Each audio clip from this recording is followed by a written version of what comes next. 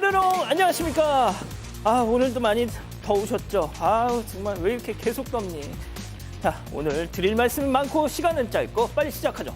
자, 진실 추적자 사건 반장 시작합니다. 그제 전해드렸죠. 울릉도에 갔던 한 유튜버가 이 비계 가득한 자칭 삼겹살 제공받고 에어컨 고장난 모텔에서 잠을 자는 등 이른바 바가지 관광을 했던 거 말이죠. 사건 반장 유튜브 조회수만 250만 뷰였을 정도로 난리가 났습니다. 자, 결국 남한권 울릉군수 저렇게 강력한 개선책을 마련하겠다 입장문 냈습니다만 과연 변할 수 있을까요? 여론은 아직 두고 보자는 쪽이더라고요. 오늘 출연자 소개해 올리죠. 백다혜 아나운서, 박지훈 변호사, 박상희 한국열린사이버대 교수 손수호 변호사 나오셨습니다. 안녕하세요. 안녕하세요. 요즘 몸이 안 좋아서 누워만 있습니다. 사반 가족들 아프지 마세요 하신 인천의 김진옥님. 자, 사반 나오는 이상한 사람들 보면서 저렇게 살지 말아야지 항상 생각한답니다 하신 유봉예님. 아산에서 일하는 신랑 고승재 씨 사반 끝나면 통화하자 사랑해 하신 신명숙님. 자, 사진 보여주시죠. 경남 의령군 골프장 그늘집입니다. 이번 수해로 저렇게 됐어요. 그래도 다시 힘내서 해봐야죠 하신 유상점님. 자, 서울 공덕역 부근인데요. 포르쉐 차량 앞에 주행 첫날이라고 붙여놨어요. 앞에는 왜 붙여 저걸 하신 양지열님. 여러분 다 아시는 그 양지열님. 자, 영상 보여주시죠. 자, 곡성 도림사 계곡에 놀러 왔다가 작년 커플의 낯뜨거운 애정 행각을 목격했어요. 손 변호사님 뭘 그렇게 뚜렷이 쳐다보셔? 자, 가족 단위 관광객도 많은데 뭐 하는 짓인가요? 하신 김수정님, 정하나님 모두 사랑합니다. 자, 재미는 물론 의리로 함께한 아세사반 뉴스 치르고 대한민국과 전 세계 동포 가족 여러분의 시선을 모아서 출발합니다.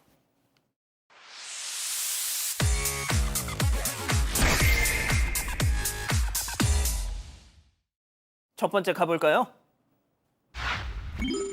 며느리 손주도 해치려 했다. 자, 송도 이 총기 살해 사건 속보입니다. 유가족 입장이 나왔습니다. 이 사건과 관련해서 그동안 워낙 카더라가 많다 보니 입장을 낸 걸로 보이는데요. 자, 하나씩 좀 정리해 보시죠. 네, 60대 피의자 조 씨는 지난 20일 인천 송도의 아파트에서 자신의 생일 잔치를 열어준 30대 아들을 살해해서 어제 구속이 됐었습니다. 당시 상황에 대해서 조 씨는 아들만 살해하려고 했다 이렇게 경찰에 주장을 했는데요. 하지만 유가족에 따르면 피의자는 피해자뿐만이 아니라 그 자리에 있던 며느리와 손주 등 모두를 대상으로 무차별적인 살인을 계획하고 실행했다 이런 주장이 나왔습니다. 조 씨는 편의점에 다녀온다면서 총기가 든 가방을 들고 올라와서 피해자에게 총 2발을 발사한 뒤에 피해자 지인에게도 2차례 방아쇠를 당겼지만 불발됐다고 했고요. 또 아이들을 피신시키고 숨어있던 며느리가 잠시 피해자를 구조하기 위해서 방 밖으로 나왔을 때 조 씨는 총기를 재정비하면서 며느리에게 소리를 지르고 추격했을 뿐만이 아니라 아이들이 숨어있는 방문을 여러 차례 열려고 시도하면서 위협하기도 했다 이렇게 얘기를 했습니다. 또 일각에서 제기된 피해자 어머니와의 이혼 등 심리적인 갈등이 사건으로 이어졌다는 주장에 대해서도 입장을 밝혔는데요. 근거 없는 주장이라면서 조 씨는 열등감과 자격지심이 하나도 없는 자신감이 충만한 사람이다 이렇게 밝혔습니다. 유족에 따르면 피해자는 평소에도 아이들에게 존경받는 부모가 되고 싶다면서 아버지인 조 씨의 생일도 직접 챙기고 연락도 자주 했다고 설명했습니다. 자, 성공한 전처에 대한 열등감, 자격지심 그런 거 없는 인간이다. 자, 일단 유족은 범죄 전문가들의 해석을 부정하고 나섰는데요. 자, 그 전처가 대표로 있는 업체도 입장문을 냈으니 자, 박 변호사님 이제는 공개해도 될 것 같습니다. 맞습니다. 국내외 100여 개의 지점이 있죠. 대표적인 피부 관리 업체 약손명가라는 업체의 대표입니다. 조 씨하고 이혼을 했고요. 실제로 조 씨가 1999년도에 성폭력 범죄로 집행유예 선고를 받았는데 그 이듬해 2000년도에 이혼을 했다고 합니다. 이혼을 하긴 하면서도 아마 아이들 때문에 사실혼 관계에 같이 이렇게 유지를 했다고 하고요. 근데 문제는 아들이 결혼한 게 한 8년 전인데 아들 결혼할 때 이혼 사실을 알렸다고 하고요. 그렇지만 조 씨는 이때까지 아들이 이혼 사실을 모른다고 아마 알고 있었지 않을까 이렇게 보입니다. 자, 계속 내용이 좀 나올 것 같습니다. 다음 이어가죠. 자, 우편물을 휙휙입니다. 늦은 밤 원룸 주택에서 벌어진 황당한 행각 제보 영상 만나보시죠. 자, 터벅터벅 걸어오는 저 남성 멈칫 뒤돌아보더니 우편함으로 직진합니다. 어디 보자. 우편물 썩 꺼내서 바닥에 휙. 내 거 아니야, 내 거 아니야. 그렇게 온 동네 우편물 꺼내서 바닥에 내동댕이를 치고 있습니다. 자, 그리고선요. 그 다음에 뭘 할까요? 빗자루를 휙, 소화기를 발로 퍽, 난장판 만들고 이만 총총. 자, 연애 편지 찾는 건가요? 왜 애먼 남의 우편물에 저렇게 화풀이를? 네, 지난 5일 저녁에 원룸 임대인인 제보자가 겪은 일입니다. 당시 제보자는 원룸 세입자를 구하기 위해서 중고 거래 플랫폼을 알아보고 있었는데요. 근데 두 명이 20분 간격으로 집을 오기로 했습니다. 그런데 먼저 온 사람이 집이 마음에 들었는지 바로 계약을 하겠다고 한 거예요. 그래서 제보자가 뒤에 오기로 한 남성에게 죄송하다, 방을 못 보여드리겠다고 연락을 남겼습니다. 그리고 이후에 한 낯선 남성이 원룸 건물 현관으로 들어와서 보신 것처럼 메일함을 뒤지더니 이 꽂혀진 우편물들을 모두 바닥에 던지고 또 소화기와 빗자루 등을 파손한 뒤에 도주를 했는데요. 경찰에 신고하고 이제 남성이 원래 집을 보러 오기로 했던 사람이라는 걸 알게 됐다고 합니다. 그게 저 사람이에요? 네, 그래서 경찰은 재물손괴와 주거침입으로 중고거래 업체를 압수수색해서까지 남성을 검거를 했는데 검찰이 이 경찰의 송치 의견을 받아들이지 않고 불송치로 보완 수사를 지시했다고 합니다. 자, 손 변호사님. 네, 경찰이 송치했다더라도 검찰이 보완 수사를 지시할 수 있습니다. 그래서 그 보완 수사 지시의 내용상 사실상 방향이 정해지는 경우도 있거든요. 그래서 이 사건의 경우에도 경찰이 다시 사건을 돌려받은 다음에 여러 가지를 다시 물어봤던 거예요. 출입문에 외부인 출입 금지 표시가 있냐? 이거는 주거 침입 관련된 부분에서의 쟁점이 되겠고요. 또 소화기는 언제 샀냐? 이거 재물손괴 관련해서 여러 가지 따져볼 부분이 있는 것 같습니다. 이런 걸 통해서 결국은 이제 불송치로 바뀌었는데요. 하지만 여기에 대해서 제보자는 이게 도대체 왜 불송치인지 모르겠다라는 입장이고요. 또 게다가 경찰로 넘어간 다음에 이 가해자가 합의 인사를 이제 보내왔어요. 미안하다는 채팅 메시지도 보냈거든요. 합의금도 제시를 했습니다. 하지만 제보자는 이걸 다 거절하고 소송 가겠다라고 한 건데 이렇게 불송치가 되고 보니까 다소 황당한 상황이라고 할 수 있겠습니다. 그렇군요. 좋습니다. 다음 이어가죠. 냉동고 위에 주르륵입니다. 자, 편의점에서 벌어진 황당한 상황 제보 영상 만나보시죠. 자, 편의점을 찾은 남녀, 마음에 드는 라면 하나 골라서 계산대로 가져갑니다. 손님, 저희 매장은 취식이 안 돼요. 자, 일단 계산은 진행합니다. 자, 저 남녀 이내 편의점 구석으로 가더니 상자 위에서 라면을 호로로로록, 호로로로로. 손님, 여기서 드시면 안 된다니까요. 자, 남성은 라면을 챙기더니 밖으로. 자, 여성도 뒤따르는데요. 자, 바로 그때 냉동고 앞에서 라면 국물을 싹, 면발도 싹. 예, 라면발 네가 다 치워. 자, 진짜 심보 못됐다. 왜 저러고 다 찍혔어요, 교수님. 네, 어제 오후에 평택에서 있었던 일인데요. 지금 이 편의점 사장님이 제보를 해주셨어요. 근데 맨 처음에 설명해 주신 것처럼 남녀가 들어와서 라면을 사서 이제 먹으려고 그래서 여긴 시식대가 없어서 라면을 먹을 수 없습니다라고 얘기를 했어요. 근데 이제 알겠다라고 얘기하면서 계산을 한 겁니다. 그러니까 알고 계산을 한 거예요. 그리고 가다가 이제 안 된다고 얘기했는데도 박스 위에서 먹는데 그 박스 안에 있는 물건은 파는 물건이라서 거기서 먹으면 안 된다는 그 경고 문구도 써놓았대요. 그런데도 거기서 먹었어요, 남자는. 경고문도 있어요. 네, 근데 이 남성은 먹었지만 이분이 이제 드시면 안 됩니다라고 얘기하니까 네 알겠습니다 그러고 나가고 있었는데 그 뒤를 따르던 여성 아까 이런 식으로 냉동고에다가 면발을 들어가지고 탁 버리고 복수하는 것처럼 이렇게 한 건 국물도 떨어지고 그래서 저 냉동고 안으로 그 국물이 스며들었대요. 그래서 그 안에 이제 냄새도 날 거고 그럴 거 아니에요. 그래서 안에 있는 거 폐기해야 되게 생겼다고 아이고, 다 들어갔네. 아이고, 박 변호사님. 네. 없어서 못 먹는 저 맛있는 라면. 저걸 버린다? 용서가 되십니까? 아니요, 용서가 절대 안 되고요. 나가면서 먹어야죠. 왜 저기다가 버리고 또 다른 냉동고까지 더 오염을 시키느냐. 이게 문제가 좀 되는데 CCTV 확인을 했고요. 카드 결제가 있었습니다. 카드사 통해서 누군지 지금 확인한 다음에 오라고 얘기를 했고 경찰에 신고를 했다고 합니다. 경찰에서는 이게 재물손괴라든지 업무방해죄가 좀 성립하기 어렵다고 하는데 업무방해죄는 몰라도 최소한 재물손괴죄는 전 성립할 것 같거든요. 왜냐하면 복수심에 고의로 가서 오염을 시킨 겁니다. 그 정도 판단할 수는 있는 거거든요. 그래서 다시 좀 따져본다면 재물 손괴도 되고요. 민사적 책임도 좀 물어야 되지 않을까. 그만큼 손해 본 만큼 생각이 듭니다. 그러니까요. 자, 좋습니다. 마지막 사연으로 가보죠. 혼자 냉면 먹으러 간 죄. 자, 집단 지성의 판단을 받아보고 싶으시다면서 제보해 주신 사연 함께 들어보시죠. 안녕하세요. 경기도에 거주하는 50대 여성입니다. 며칠 전 평일에 하루 휴가를 내고 서울에 일정이 있어서 다녀왔는데요. 근처에 제가 20년 전부터 다니던 냉면 맛집이 있더라고요. 남편과 연애할 때부터 다녀서 아이와도 자주 갈 만큼 좋아하는 곳이라 냉면 먹으러 혼자서 갔습니다. 점심 12시쯤에 식당 앞에서 줄을 섰는데 직원분이 몇 명이냐고 물으시더라고요. 한 명이라고 했더니 뒤에 서 있던 손님들에게 먼저 들어가라고 했습니다. 그러면서 저한테는 일단 기다리라고 하길래 기다렸는데 뒤에 있던 20명 단체 손님까지도 먼저 들여보내는 거예요. 그러다가 입구에 있던 제가 거슬렸는지 이번에는 나가서 기다리라고 하길래 언제 들어가냐고 물었더니 혼자 오면 기다려야 되는 규칙이 있다고 하는 겁니다. 황당해서 아무 말도 못하고 있으니까 그제서야 들어가라고 하셨어요.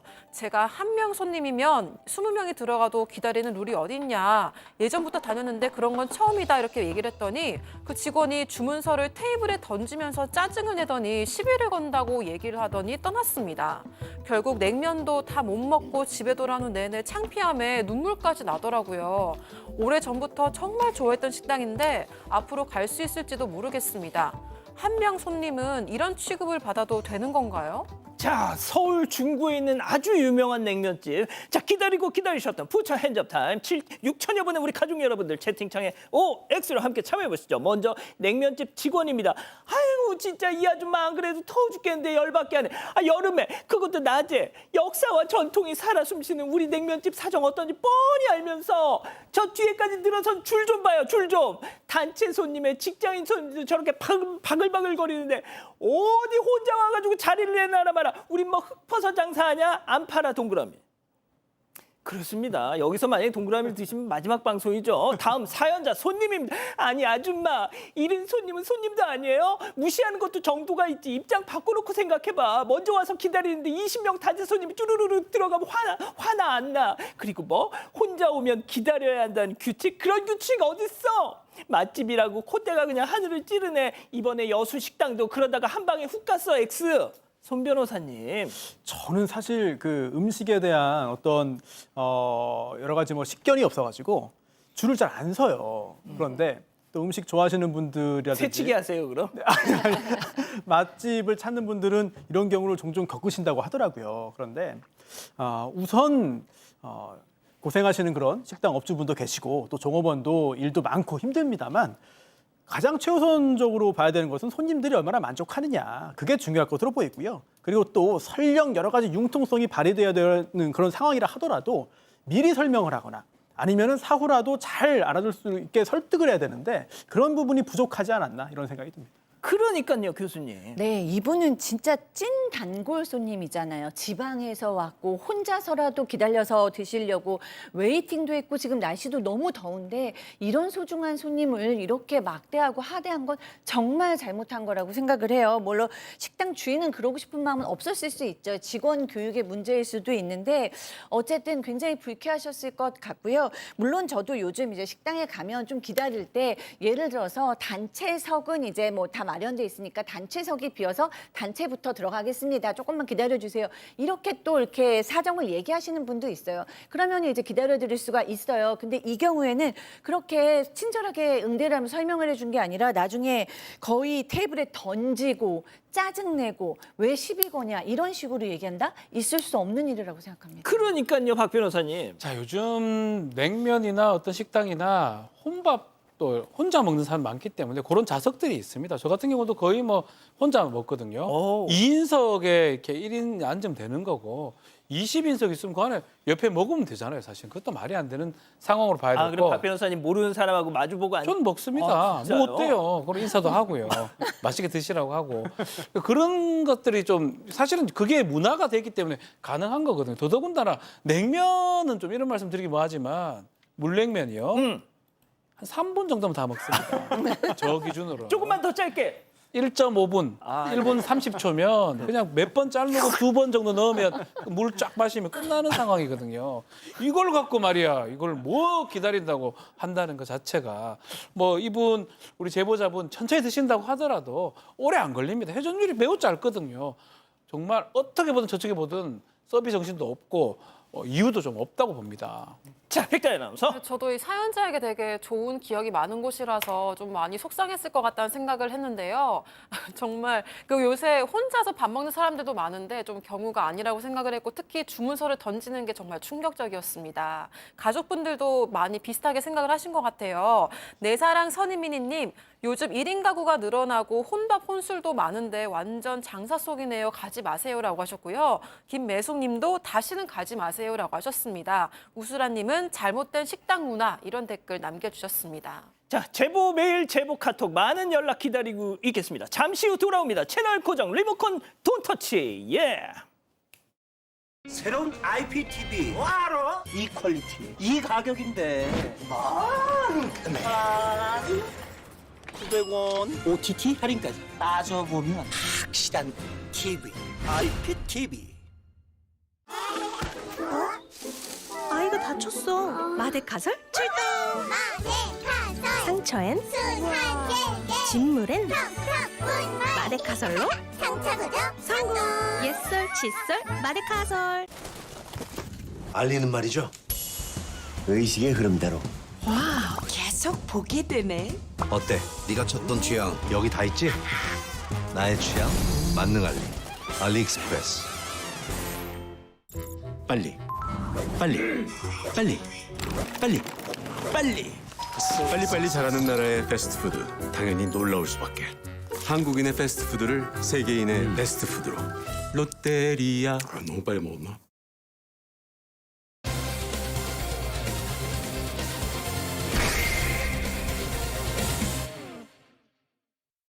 대구의 한 시내버스 안 음료를 든 남성이 버스에 올라타자 버스 기사가 일회용 컵은 반입 금지라고 안내합니다. 하지만 이 남성 버스에서 내리지 않고 오히려 기사에게 화를 내는데요. 잠시 자리에 앉는 듯 하더니 또다시 운전석 쪽으로 다가옵니다. 운전석 안으로 삿대질까지 하면서 화를 내던 남성은 급기야 기사를 폭행하기 시작했는데요. 잠시 후 더 충격적인 일이 벌어지고 맙니다. 대체 저 버스 안에서 무슨 일이 있었던 걸까요? 자, 30년째 대구에서 시내버스 운행 중인 버스 기사님의 제보입니다, 교수님. 네, 진짜 너무 충격적이어가지고 설명해드리기도 쉽지 않은데 그래도 설명을 잘 해보겠습니다. 대구에서 시내버스를 운행 중인 50대 제보자께서 제보를 하신 내용이에요. 저번 주 토요일 날 이제 밤 10시쯤에 이제 운행을 하고 있는데 한 손에 음료수를 든 남성이 버스를 타려고 했어요. 근데 이제 문을 열지 않은 상태에서 안 된다라고 이제 표시를 해서 얘기를 드렸어요. 안 된다. 그러니까 왜냐하면은 대구에서는 지난 2015년부터 일회용 컵을 든 음료를 버스에 들고 탈 수 없도록 운송 약관을 개정했대요. 그리고 그것을 또 버스 앞문에 스티커를 붙이는 등의 고지를 하고 있다고 합니다. 상식이죠. 예. 네. 그런데 이 남성은 뭐 버스 기사의 설명을 못 들은 척하면서 막 못 들은 척하는 거예요. 그래서 어쩔 수 없이 문을 열고 이제 설명을 해드린 거예요. 그리고 이제 일회용 컵을 버리든가 아니면 다음 버스를 타셔라라고 얘기했는데 그냥 밀고 들어왔습니다. 죄송합니다. 뭐 이러면서 밀고 들어와서 내리셔야 됩니다라고 얘기했더니 탔는데 어떡하느냐. 그래서 막무가내로 자리에 앉은 채 안 나갔습니다. 자, 그 후 상황 어떻게 됐는지 기사님의 얘기 직접 들어보시죠. 신고를 하고 기다리던 차에 그때도 이제 저한테 이제 뭐 욕설을 막 있는 놈이 막 뜯어보는 욕까지 막 섞어가면서 운전석 쪽으로 오더라고요. 손을 갖다가 제 쪽으로 넣어서 막 눈을 막 눈깔이 푹푹 하면서 내 차례 막 찌르고 실질적으로 막 깊게 찔리기도 했었어요. 그러면서 막 그 음료 잔을 막 저한테 막 던질 것처럼 눈앞에 막 계속 갖다 대더라고요. 죽여버린다 하고 그때부터 제가 이제 넋이 나가버렸죠. 아 이렇게 더운 날 저도 뜨거운 음료인 것 같아 보니까. 네, 이 버스 기사도 이게 말로는 안 될 것 같으니까 버스를 세워두고 경찰에 신고를 했습니다. 그리고 이제 정차한 채로 경찰을 기다리고 있었는데 남성이 욕설을 하면서 운전석으로 다가온 거예요. 운전석 옆에 서서 남성이 욕설을 하더니 마시던 음료를 기사 쪽으로 부으려는 듯한 신용을 하기도 했습니다. 음료를 기사 얼굴에 이렇게 들이밀기도 했는데 그런데 남성이 들고 있던 음료컵으로 봤을 때 뜨거운 음료 같았대요. 그래서 만약에 진짜 이게 뜨거운 음료였으면 정말 화상을 입거나 정말 큰일이 날 수도 있었던 상황이었습니다.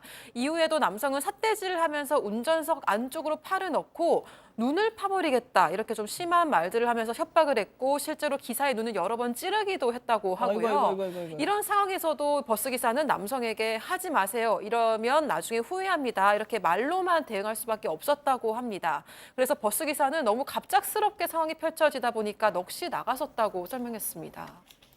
뭐 팔에 또 문신도 좀 있는 것 같아요. 자, 하지만 진짜 충격적인 일은 저 이후에 발생했습니다.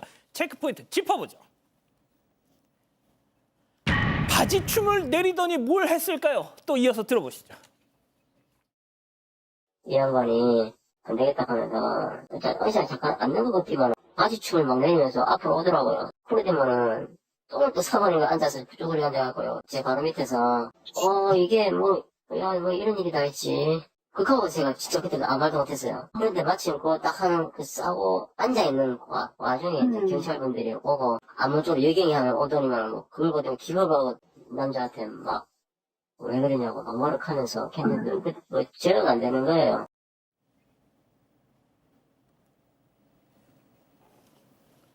손 변호사님 뭐예요 지금? 사실 그 버스에서 벌어진 여러 사건들을 저희가 사건반장에서 소개해드린 적이 있잖아요. 그런데 그러한 여러 사건 중에서도 가장 충격적이고 가장 놀랍고 그리고 가장 좀 이상한 사건이 아닌가 싶습니다. 이 버스 기사에게 화를 낸 다음에 손에 들고 있던 우산 음료 한 켠에 놓고 다시 다가온 거예요. 다시 다가와가지고 갑자기 바지를 내립니다. 바지를 내리면서 엉덩이를 대고 쪼그려 앉고 지금 화면에 나오고 있죠. 손 변호사님 네. 지금 식사 중이신 네, 분들을 그러니까요. 좀 감안해서. 예. 그래서 저런 행동을 하는데 뭐 설명해드리기도 참 난감하고 민망하고 별로 그렇게 즐겁지 않은 그런 상황이 벌어진 거죠. 그래서 당시 그 버스 기사 역시 마찬가지였어요. 처음 보는 상황이잖아요. 너무 당황을 해가지고 아무 말도 할 수 없는 그런 상황이었거든요. 자, 그런데 더 충격적인 게 있습니다. 예. 저 버스에 버스 기사와 저 가해자 말고 남성 한 명이 더 있었거든요. 네. 그런데 그 남성이 그냥 계속 가만히 앉아 있었던 거예요. 저 상황에서 별로 뭐 신경을 쓰지 않고 있었다라고 이제 운전기사가 이야기를 했는데요. 심지어 경찰에 신고를 한 상태에서도 계속 앉아가지고 기다렸다는 거예요. 지켜보고. 그러다가 이 가해 남성이 또 이 행위를 하다 보니까 그제서야 나 내리겠다, 내려달라라고 말을 했다는데 여러모로 잘 이해가 되지 않는 일들이 몇 건이 좀 겹쳐 있던 것 같습니다. 박 변호사님. 네, 지금 그 버스에 그게 있어요. 있죠. 그 버스 계속 탈 수 없잖아요. 참 근데 내려달라고 요구를 했는데 그 찰나에 경찰이 도착했습니다. 경찰이 뒷문으로 들어왔고요. 경찰도 막 정말 어이가 없었겠죠. 그런 행동을 하는 사람이 세상에 어디 있겠습니까? 그래서 경찰이 이제 그만해라. 왜 그렇고 있느냐라고 얘기를 하니까 또 이 남성이 그런 얘기를 했대요. 아니 휴지가 있어야지 좀 닦고 일하지 않느냐. 그리고 경찰이 휴지가 내가 어디 있냐. 그냥 입어 바지. 그렇죠. 저서 놀 정도면 그죠. 경찰이 또 휴지가 내가 어디 있냐. 경찰이 뭐 휴지 똥휴지 들고 다닙니까. 그래서 버스 기사가 직접 휴지를 가지고 옵니다. 그래서 그때서야 남성이 경찰 조사를 받는데 문제는 그냥 조사 받으면서도 음료 먹기도 하고 신분증 내고 이런 모습 봤을 때는 뭐 술에 만취했거나 이런 상황은 아닌 것처럼 기사님은 봤던 것 같습니다. 저 버스 어떻게 저거. 그래서요, 이 기사님께서 운행을 하실 수가 없잖아요. 그래서 이제 승객이 다시 내리라고 하고 그다음에 이제 1시간 걸려서 차고지까지 갔어요. 근데 이제 그 상태 그대로 이제 버스를 간 거예요. 그리고 그 차고지에 가서도 그 청소를 또 직접 하셔야 되는 상황인 거예요. 그리고 이제 청소를 했는데 30년 동안 버스 운행을 해오셨고 정말 술 취한 승객도 있었지만 이런 경우는 없으셨기 때문에 너무 충격을 받았습니다.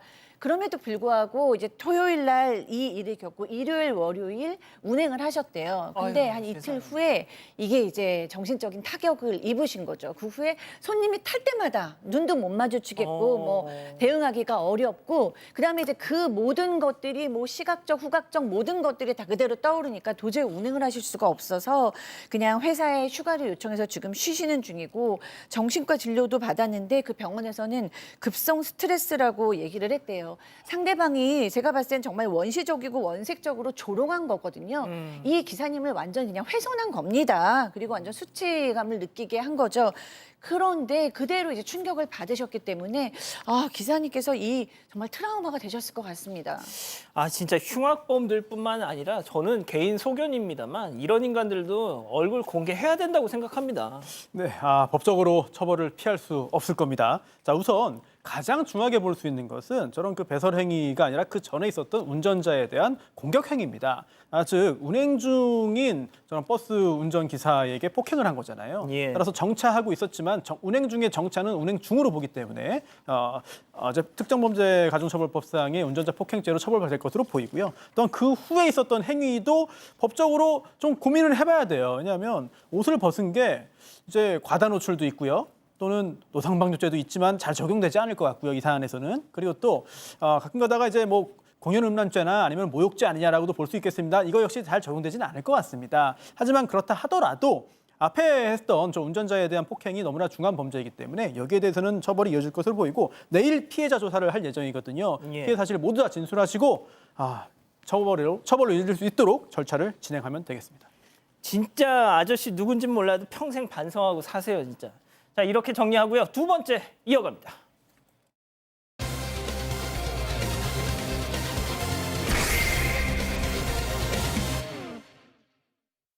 불성실한 변호사 때문에 상간녀가 될 뻔했다는 제보가 들어왔습니다. 변호사는 재판에 한 번도 출석하지 않았는데 알고 보니 이미 불량 변호사로 언론에 보도된 바 있는 악명 높은 인물이었습니다. 황당한 사건의 내막을 알아봅니다. 자 믿었던 변호사에게 뒤통수를 맞아서 상간녀가 될 뻔했고 그 이후로 몇 년째 힘든 시간을 보내고 계신다는 제보자의 사연입니다. 네, 제보자한테는 20년 지기, 이 정말 친한 이 결혼한 남자 사람 친구가 있었습니다. 어느 정도로 친했냐면 워낙 오랫동안 허물없이 지냈어서 이성으로서의 감정은 전혀 없고 제보자의 가족들과도 친할 정도로 정말 가까운 사이였다고 하는데요. 그러다가 2년 전에 친구가 사업을 사업을 시작할 건데 같이 하자고 제안을 해서 이 필요한 자격증들을 함께 공부를 하기 시작을 했다고 합니다. 그리고 시험을 앞두고 숙소를 잡아서 함께 공부를 했다고 하는데요. 그런데 워낙 뭐 학교 다닐 때부터 친구들이랑 같이 뭐 밤새 술을 마신 적도 있고 공부도 같이 한 적이 있어서 제보자는 아무렇지 않았다고 합니다. 그런데 문제가 있었던 게 이 친구가 아내한테 이야기를 안 하고 나온 거예요. 제보자는 그걸 당시에 몰랐었다고 합니다. 그런데 제보자 주장에 따르면 그날의 일이 화근이 돼서 이 친구 아내로부터 불륜을 의심을 받게 됐습니다. 불필요한 오해에 시달리게 된 건데요. 그런데 중간에서 일을 해결해야 될 친구가 처음에 사과를 하다가 일이 점점 커지니까 잠수를 갑자기 탔다고 합니다. 그 와중에 제보자는 이 상간자 소송을 당하게 됐다고 합니다. 야, 이 벼랑간 상간자 소송을 당하게 됐으니 당연히 변호사 조력을 받아야죠. 맞습니다. 변호사를 좀 만나면 좋은데 가정 형편이나 좀 경제적으로 이런 것들이 좀 어렵다 보니까 소송 구조 제도를 활용했습니다. 어떤 요건이 필요합니다. 그래서 그게 해당하게 되면 100만 원 정도 지원을 받을 수가 있고요. 다만 그 금액이 좀 적은 금액으로 어떤 변호사를 구할 수 있는데 인터넷상으로 진모 변호사가 지금 나오는데 진 변호사가 상당히 잘한다 그러고 적은 돈으로도 해준다라고 하기 때문에 아마 그 사람이 된 것 같습니다. 예. 근데 이제 인터넷에서 막 너무 잘한다, 저렴하다 하고 또 상담을 좀 해보니까 승소가 확실하다라고 얘기를 해서 맡겼는데요. 나중에 이 관련된 뭐 메시지라든지 증거 자료를 상간녀 아니라는 증거 자료를 충분히 자료로 보냈다고 합니다. 자, 이 진 변호사라는 인물. 자, 그런데요. 막상 이 시작이 되니까 뭐 연락도 잘 안 되고 뭔가 이상했다는 겁니다. 체크포인트 짚어보죠. 변호사님, 저 죽어요. 자, 이게 무슨 얘기인지 제보자의 얘기 들어보시죠. 근데 저는 증거가 다 있는데 시키고 출석도 안 하고 그리고 상대방이 증거를 제시한 거를 듣지도 않고 보지도 않은 상태니까 검토를 안 한 거예요. 원래 상대방이 주장한 걸 들어보고 반박을 할 걸 같이 해야 되는 거잖아요. 제가 막 문자로 변호사님 저 죽어요 이러면은 변호사님은 가셨어요? 재판 왜 안 가셨어요? 변호사님 결과가 어떻게 됐어요? 제발 알려주세요. 제발 알려주세요. 재판 결과 어떻게 나왔어요? 이런 것도 답장 안 하고 자기 뭐 멀리 나와 있다 안 되는데 며칠 만에 연락 온 뭐 문자 내용 그런 거라 아무튼 한 게 없어요. 아니 재판에 안 갔어요 변호사가? 그러니까 뭐 가기는 가는데 본인이 안 가고 대리인을 또 보냈는데 결정적으로는 이 대리인이 사건에 대해서 아무것도 모르기 때문에 아무 역할도 못했다고 지금 제보자는 주장을 하고 있어요. 그 제보자에 따르면 본인은 자료를 다 열심히 보냈어요. 자료도 있었고 그리고 검토를 부탁했는데 변호사에게 확인해 보셨어요? 라고 얘기하면 아직요. 그러고 이제 묵묵부답이고요. 며칠씩 뭐 연락이 안 되는 경우도 많았고 그래서 너무 걱정되고 불안하잖아요. 그래서 인터넷에 검색을 했더니 진 변호사에게 당했다라는 리뷰가 막 눈에 띄기 시작했습니다. 그래서 물어봤어요. 이거 어떤 겁니까? 그랬더니 그 사람들 나중에 이제 수임료 다시 돌려받으려고 그러는 거니까 신경 쓰지 마십시오라고 얘기를 했어요. 그래 내 것만 잘하면 되지라는 생각이 들었습니다. 그런데 결론은 딱 한 번 서면 한 번 제출했고요. 딱 한 번 있는 길, 정말 딱 한 번이니까 얼마나 소중한 기일이었겠어요. 본인이 직접 나가지 않았습니다. 아니 손 변호사님 뭐 변호사가 꼭 자기 본인이 안 나가더라도 대리인이 나갔다고는 하잖아요. 그럼 뭐 그 대신 나간 사람이라도 잘했으면 된 거잖아요. 그걸 복대리라고 하는데 사실 복대리를 허용한다는 내용이 수임 계약서에 있었을 겁니다. 그렇기 때문에 그 자체가 불법은 아닌데 하지만 그렇다 하더라도 전체적으로 성실하게 수행을 해야 되는 건 당연한 것이죠. 하지만 그렇게 하지 못했기 때문에 문제 제기를 당한 것인데요. 특히 지금 이 사건의 경우에도 1심에서 패소했는데 그 후에 항소심을 다른 변호사에게 맡긴 다음에 가까스로 승소했습니다. 1심에서는 위자료 1,000만 원 지급 판결이 나왔어요. 누명을 쓴 거죠. 세상에. 그대로 확정됐으면 큰일 날 뻔했습니다. 상간녀가 됐어요 1심에서는. 그렇습니다. 하지만 2심에서 다른 변호사를 통해서 겨우 이제 원래대로 돌려놨는데 하지만 항소심 변호사가 봤더니 1심 재판 좀 이상하다는 거예요. 즉 증거를 뭘 막 내긴 했는데 이게 제대로 선별된 게 아닌 것 같다. 좀 의미 있는 증거를 낸 것 같지도 않고 또 그에 대한 설명조차 제대로 되지 않았다라는 주장을 하고 있습니다. 즉 성실하지 못하게 일을 제대로 안 했다라는 지적인데요. 결국 제보자는 결과적으로 누명을 벗을 수 있어서 다행이긴 했습니다만 그 과정에서 충격받았고 공황장애를 앓게 됐고요. 또 결국 지금은 진 변호사를 상대로 민사소송을 준비하고 있는 상황입니다. 야 진짜 벼랑간 정말 상간녀가 될 뻔했어요. 자 결과적으로는 상간녀 누명을 벗기는 했습니다만 변론만 애초에 제대로 했다면 빨리 끝났을 일을 어렵게 지금 돌아 간 겁니다. 자 그런데 그 항소심조차 진 변호사 때문에 그 시기를 놓칠 뻔한 아찔한 상황이 있었다는데요. 자 1심 재판 이후 어렵게 그 진 변호사와 연락이 닿은 두 사람의 통화 내용 함께 들어보시죠. 변호사님 이렇게 연락이 안 되시면 어떡해요? 여수공단에 비밀 유지 서약서를 써놓고 들어가서 일주일 동안 아무하고도 통화 못했어요. 그럼 거기는 안 가신 거잖아요. 다른 변호사 출석시켰어요. 그리고 선고 날은 출석 안 하는 거예요, 원래. 저쪽엔 다 나가가지고 바로바로 알려줬다는 것 같은데요, 제가 알기로는. 선고 날은 출석 안 해요. 어떻게 되는데요, 결론은 그래서? 1,000만 원이요. 제가요? 예. 부정행위를 인정한다, 뭐 그거예요. 그게 말이 돼요? 이거 제가 신청 그냥 하면 되나요, 항소를? 예. 변호사님은 안 하실 거죠? 항소심 하기는 좀 어려움이 있네요. 지금 손공주님이 네. 박지훈 변호사한테 맡겼더라면 이런 일이 없었을 텐데 자, 이러시는데 네. 자 재판에도 불출석해 1심 선고 결과도 안 알려줘 까딱했다가 항소도 못할 뻔하셨대요. 그렇죠. 지금 얘기 보면 왜 안 나왔냐 하니까 비밀 서약서 써서 나갈 수 없었다라는 얘기를 좀 했다라고 하고요. 결과론적으로는 재판에 졌죠. 1,000만 원 위자료가 나왔습니다.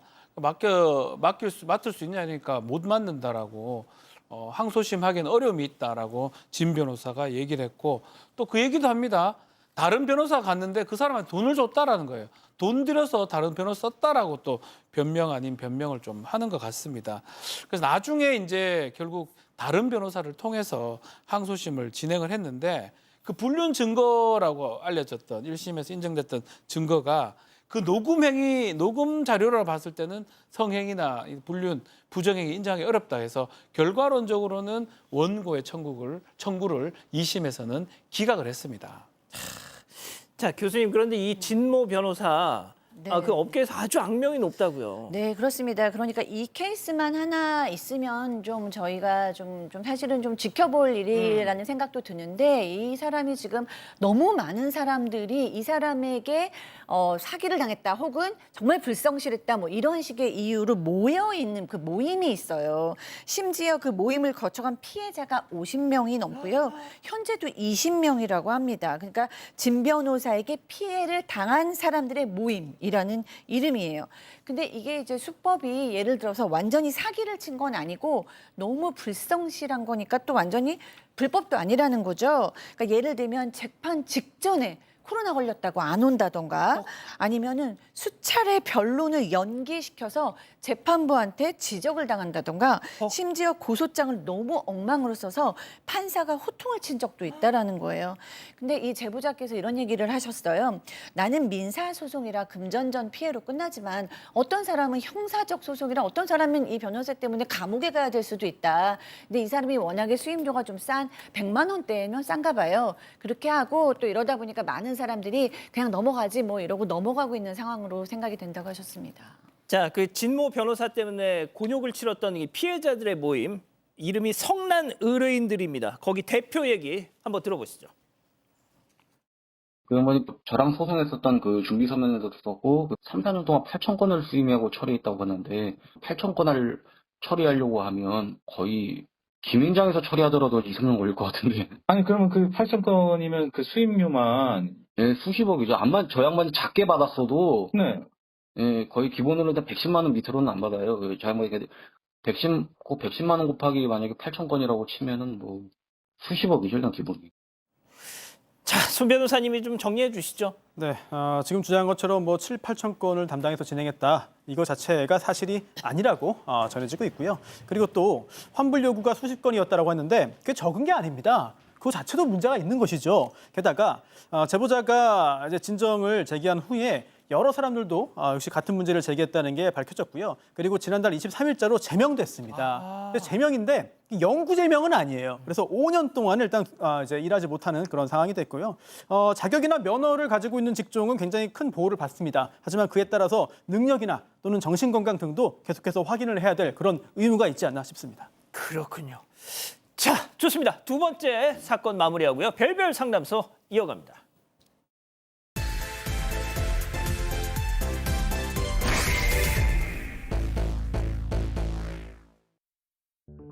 한 여성이 거실 한켠에서 조심스레 사과를 깎고 있습니다. 그런데 그 모습을 시어머니가 매섭게 노려보는데요. 결국 시어머니의 한마디에 여성은 울음을 터뜨리고 말았습니다. 대체 이들 사이엔 무슨 일이 있었던 걸까요?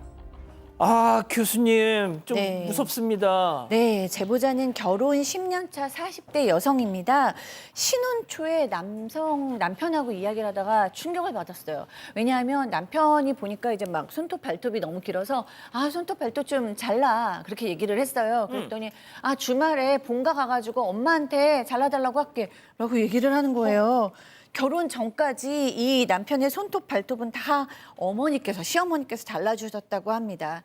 이 어머니께서 일찍 남편과 사별한 후에 홀로 아들을 키우다 보니까 좀 제보자 부부에게, 그러니까 아들은 물론이고 이 며느리한테도 좀 과한 관심을 쏟으셨어요. 하루에 한 번씩은 꼭 전화를 해야 되고 주말에도 꼭 얼굴을 봐야 되고 주말에 가지 않으면 집에 불쑥불쑥 찾아오셨습니다.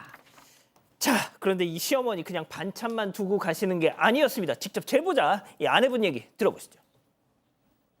그리고 들어오시면 문도 다 닫혀있는 방을 다 열어보고 다 확인을 하시고 항상 일주일에 한 2번, 3번 정도 오셨고요. 주말마다 저희가 찾아뵀었는데 만약에 뭐 일이 있어서 못 가거나 그러면 니네 안 오면 우리가 쳐들어간다고 그렇게 말씀하셨어요.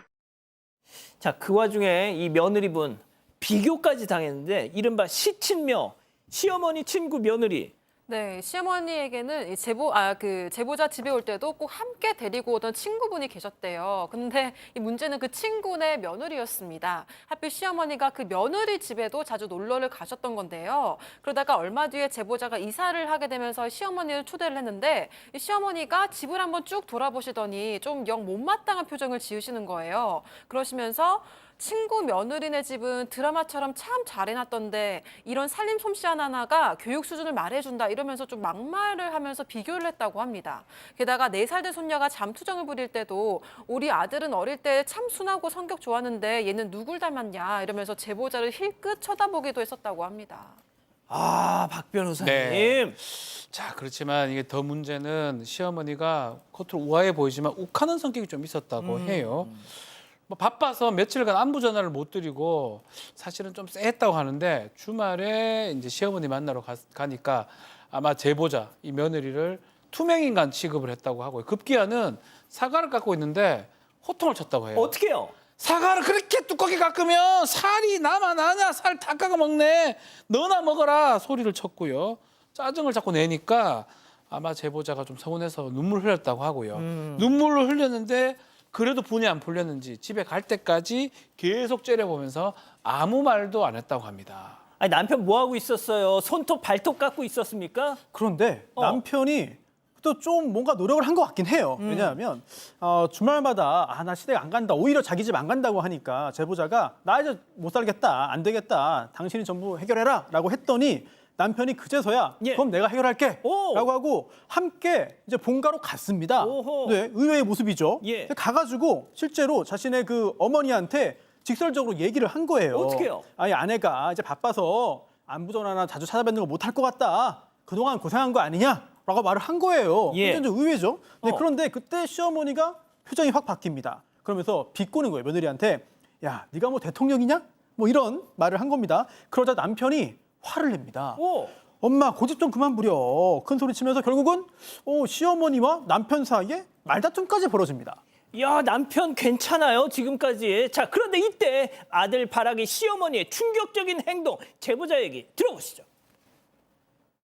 제가 안부 전화를 안 하니까 저를 오라고 하시더라고요. 남편 옆에서 엄마는 왜 안부 전화 가지고 잔소리 하시냐 이렇게 한마디 했어요. 그랬더니 갑자기 그러면서 얼굴이 막 붉은붉은해지면서 남편 머리를 때리려고 하는 거예요. 우리 아이가 그걸 다 보고 있었는데 그걸 보고 눈물을 뚝뚝 흘리는 거예요. 며느리 앞에서 아들을 때렸어요? 네, 시어머니는 옆에 놓여있던 두루마리 휴지를 들어서 남편의 머리에 던졌다고 합니다. 이를 지켜보던 딸도 울고 남편도 큰 충격을 받고 집으로 돌아왔는데요. 그런데 그날 이후에 남편의 분노의 화살을 제보자에게 돌리기 시작을 했습니다. 너 때문에 엄마한테 맞았다. 이런 수모를 당한 건 처음이다. 이러면서 짜증을 퍼부었다고 하는데요. 결국 제보자도 때린 건 시어머니인데 왜 나한테 화를 내냐. 그럼 내가 대신 맞았어야 했냐 이렇게 따졌더니 당신이 원인 제공자니까 그게 맞다 이러면서 끝까지 제보자 탓을 대신 했습니다. 맞아야 됐다고? 네, 그래서 제보자가 화가 나니까 만약 내가 맞았으면 바로 신고했을 거야 이렇게 얘기를 했더니 남편의 낯빛이 그 순간 확 바뀌더니 제보자를 밀쳐 넘어뜨리고 뺨까지 때렸다고 합니다. 박 변호사님, 네. 이거 엄마한테 닮았어요. 엄마한테 욱한 뭐 딱 했을 때 좀 괜찮은데 싶었는데 역시나 이거 봐봐 뺨까지 때렸어 지금. 유전자가 내려갔습니다. 그렇지만 폭행 후에는 또 빌었습니다. 내가 잘못했다라고 빌면서 각서를 하나 적었어요. 다음에 뭐 폭행을 하면 이혼하겠다라고 각서를 적었는데 어느 날 그 이후에 어느 날 남편이 뭔가 말을 했는데 좀 잘 안 들렸다 그래요. 안 들려서 뭐 다시 묻는데 갑자기 화를 내면서 발로 뻥 차는 겁니다. 소리를 지르면서. 근데 소파 쿠션을 발로 뻥 찼습니다. 그렇지만 뭐 폭행으로 생각을 해서 아내 입장에서 제보자 입장에서는 이혼하자 각서대로라고 얘기를 하니까 뭐라 하냐면 내가 소파 쿠션을 찬 거지 널 찬 건 아니지 않느냐라고 얘기를 했다고 하고요. 다음에는 다혈질 고치겠다라고 하면서 기회 한 번 더 달라라고 빌었다고 합니다. 이걸 손 변호사님 요즘 시쳇말로 콩콩 팥팥이라고 하지 않습니까? 이거 그냥 넘어가 줘야 됩니까 이거? 참 말씀드리기 참 어려운 부분이에요. 왜냐하면 지금 당한 일만 보면은 충분히 다 이혼 사유가 됩니다. 일단 폭행을 당했고요. 그리고 또 그뿐만 아니라 배우자의 직계 존속, 그냥 시어머니로부터 심히 부당한 대우도 받았거든요. 이런 것들이 다 이혼 사유가 됩니다. 그런데 정말로 이혼까지 진행할 것이냐 여부는 여러 가지 요소들을 또 종합적으로 봐야겠죠. 특히나 자녀의 양육이라든지 기타 모든 요소를 종합적으로 봐야 되기 때문에 무조건 이거는 이혼으로 가야 된다. 제3자 입장에서는 그게 제일 편한 이야기입니다. 하지만 그게 언제나 가장 옳은 정답은 아니기 때문에 재반 사정을 두루 고려해서 종합적으로 판단할 수밖에 없다. 이런 말씀을 드릴 수밖에 없네요. 박 변호사님도 좀 첨언해 주시죠. 맞습니다. 이게 폭행이 맞아요. 뭐 쿠션을 차더라도 폭행이 맞는데 그래서 뭐 각서대로 이혼을 해야 된다. 뭐 그렇게 볼 수는 없을 것 같고요. 박 변호사님이 평소 지론이 네. 저런 남자 무조건 만나면 안 된다잖아요. 그렇죠. 근데 만났잖아요. 벌써 애도 낳고. 그래서 근데 이제 폭행이 좀 더 나아갈 수 있기 때문에 뭔가 조치를 좀 취해야 될 것 같다는 생각이 들긴 하는데 뭐 그렇다고 해가지고 저도 마찬가지로 바로 이혼으로 전개해야 될지 그 부분은 조금 더 고민을 해봐야 될 것 같습니다. 자, 교수님, 지금 우리 가족 여러분들도 유전자의 힘이란 진짜 무시무시하구나 그러고 계십니다. 네. 그러니까 일단은 시어머니께서 뭐 비교하고 폭행하고 폭언하고 통제하시고 뭐 이런 게 굉장히 지금 문제가 심각한 거는 맞습니다.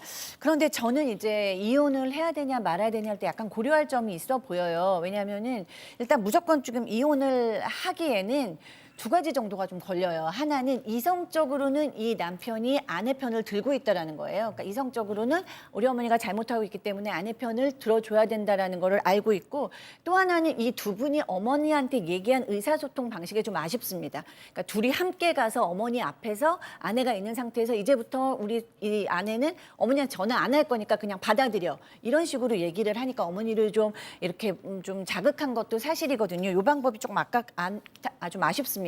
그런데 그럼에도 불구하고 지금 굉장히 중요한 폭행이나 분노 조절이라는 문제가 있어요. 지금 뭐 폭행을 하는 데는 얘기하신 대로 유전이나 학습, 그러니까 기질이나 환경이 다 영향을 미칠 수 있는데 지금 이 경우에는 두 개가 다 있는 것 같거든요. 그러니까 이 폭행이나 어떤 폭언의 문제 이런 게 해결되지 않는다면 굉장히 좀 계속 어려워지실 수 있겠습니다. 자, 우리 가족 여러분들 의견은요? 네, 슈가 JJ님 이혼이 답입니다. 또 그럽니다라고 하셨고요. 향아님 남편 착한 줄 알았는데 그 엄마의 그 아들인가요?라고 하셨습니다. 예, 별별 상담소 여기서 마무리하고요. 글로벌 픽 이어갑니다.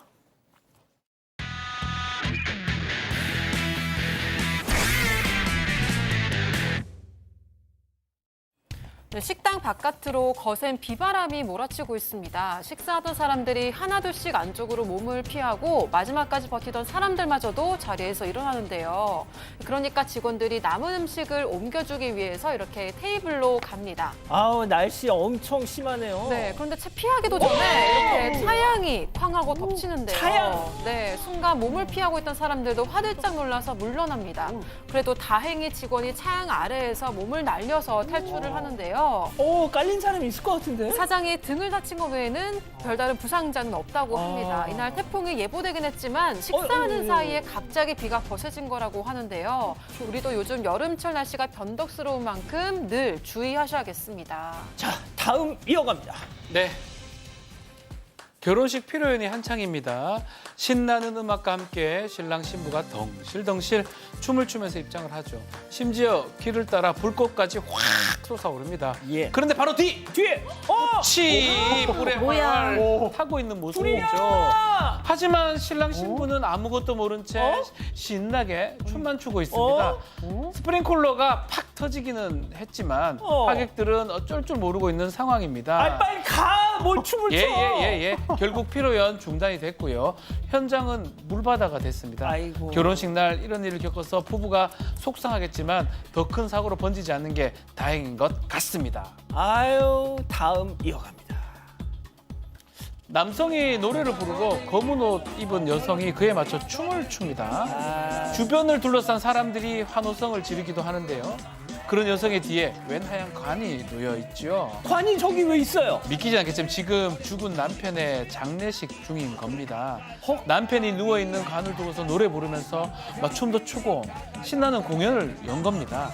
이번이 처음이 아니라 이 가수는 다른 장례식장에서도 비슷한 공연을 펼쳤습니다. 자, 관을 번쩍 든 조문객들이 노래에 맞춰서 위아래 흔들면서 심지어는 샴페인까지 뿌리는 모습도 그렇게 보입니다. 아무리 이래도 되는 거예요? 글쎄요, 저는 모르죠. 대체 왜 이러는지는 전해지진 않지만 고인과의 마지막 인사를 슬프지 않게 오히려 즐겁게 하려는 게 아닐까 싶은데요.